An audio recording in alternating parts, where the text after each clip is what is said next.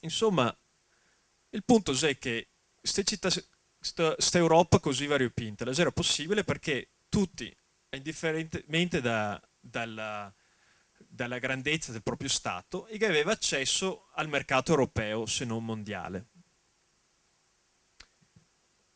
Quindi essere olandese, genovese e veneziano dal punto di vista commerciale non teseri di secondo piano rispetto a uno spagnolo o francese. Però un olandese, un genovese, eccetera, e che aveva e faceva parte di uno Stato che tutto sommato era più vicino ai propri cittadini. Anche se le erano oligarchie, te avevi sempre un 10-15% delle famiglie che partecipava alla vita politica.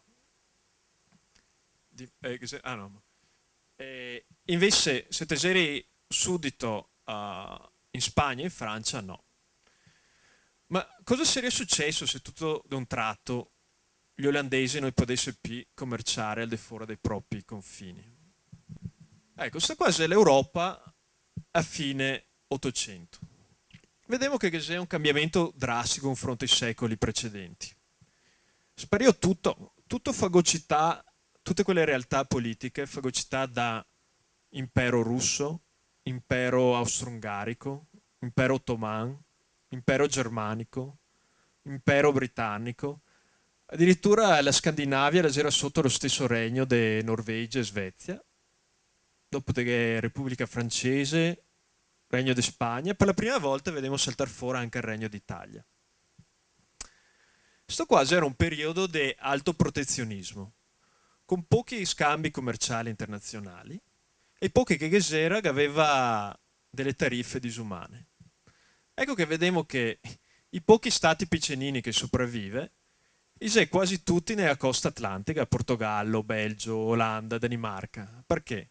Perché al manco sti qua che aveva colonie in volta per il mondo e poteva sfruttare sti mercati qua tramite l'Oceano Atlantico. Quindi si capisce che in una situazione geopolitica di questo genere non ti conveniva mia massa far parte di uno stato piccinino, perché se non ti potevi commerciare al di fuori dei tuoi confini, ti avevi accesso a un mercato domestico piuttosto limitato. E a questo punto ti avevi un vantaggio a far parte di un impero.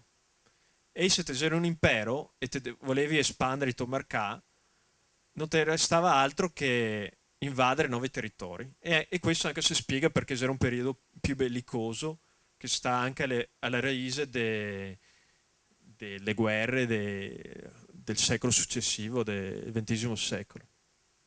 Dato questo contesto geopolitico, si può anche capire il pensiero del tempo. Cioè Mazzini postulava che il numero ottimale di stati in Europa era 12.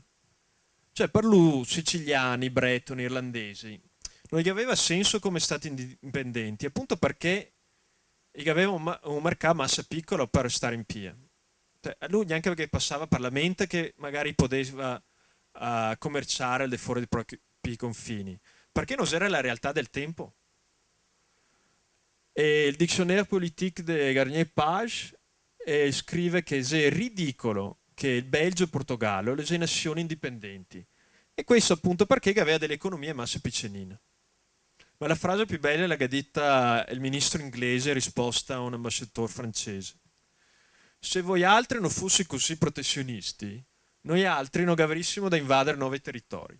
Ecco, questo è un riassunto perfetto del pensiero protezionista fino all'Ottocento. E cioè che protezionismo, cioè poco scambi commerciali, andava a braccetto con imperi, cioè stati grossi che fagocitava altre realtà locali, e è una situazione più bellicosa. Allora, beh, fin adesso che avevamo fatto un'analisi alla buona, cioè avevamo paragonato periodi storici e vedremo se potremo già trarre qualche conclusione per via del nostro equilibrio fra costi e benefici. Beh, vediamo che allora, da questo punto di vista storico, le dimensioni ottimali dello Stato dipende dalla situazione politica del tempo, cioè in un periodo, in un'epoca bellicosa e del gran protezionismo, allora forse big is better, cioè ne conviene far parte di uno Stato più grande perché prima te che più forza militare e dopo te che al manco un mercato domestico più grande dato che non ti puoi commerciare tanto.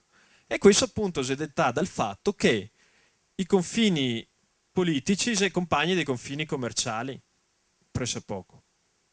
Invece in un periodo di free trade e di globalizzazione, vediamo che allora small is beautiful, e cioè far parte di uno stato più piccolo non ti si mia svantaggiare perché te hai comunque accesso al mercato globale, però te hai uno stato, un governo che sia più efficiente perché sei più vicino al cittadino.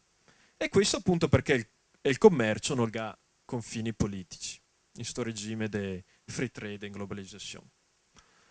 Allora, dato che ancora siamo abbastanza in free trade e globalization, come è che siamo messi? Eh, vediamo, sta qua è una mappa dell'Europa contemporanea, vabbè, è del 2000, pardon, se manca ancora il Montenegro e il Kosovo, sta mappa, però vediamo già che rispetto a un secolo fa, l'Irlanda le è indipendente. Svezia e Norvegia sono stati indipendenti invece di far parte di un solo regno. Dopo vediamo che impero russo, impero austro-ungarico, impero ottomano, e se gas gretolà. Che c'è ancora dei dinosauri ottocenteschi in volta, però abbiamo capito quale che sia la tendenza. Cioè, pararia proprio che in questo periodo di globalizzazione e free trade che salta fuori più stati. Ma potremmo dire qualcosa un poco più con più di sostanza invece di guardare le mappe? Beh, vediamo che c'è sta degli economisti di Harvard che ha fatto uno studio econometrico, e cioè che ha paragonato il numero e i livelli del commercio internazionale e il numero di stati per ogni anno. E che guarda il periodo ottocentesco del protezionismo e che ha una correlazione che più protezionismo manco stati. E come dimostra questo grafico qua, che sto qua vi faccio vedere solo dal dopoguerra, che più cresce il commercio internazionale, più va su il numero di stati, che in un asse che è il numero di stati, in quest'altra che è la percentuale di commercio sul prodotto interno lordo. E quindi c'è senza ombra di dubbio che c'è una correlazione forte fra commercio internazionale e numero di stati indipendenti. Adesso però uno si potrebbe domandare, beh, che discorsi? Se domani femo la Venezia indipendente, quello che ancora è commercio domestico fra Regione Veneto e Regione Emilia, tutto da un tratto diventerebbe commercio internazionale, quindi è logico, è per contabilità che appena che te uno Stato nuovo che te più commercio internazionale. Questa quasi è una domanda di causalità, e cioè cosa causa cosa? Se viene prima l'uovo o la gallina?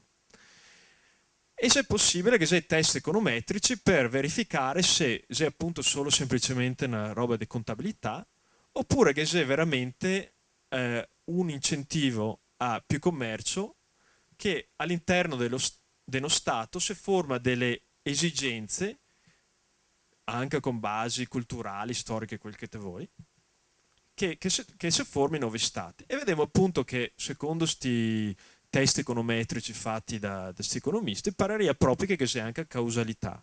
E cioè che c'è l'aumento del commercio internazionale mondiale che crea degli incentivi all'interno degli stati indipendenti, degli stati esistenti a formare nuovi stati indipendenti.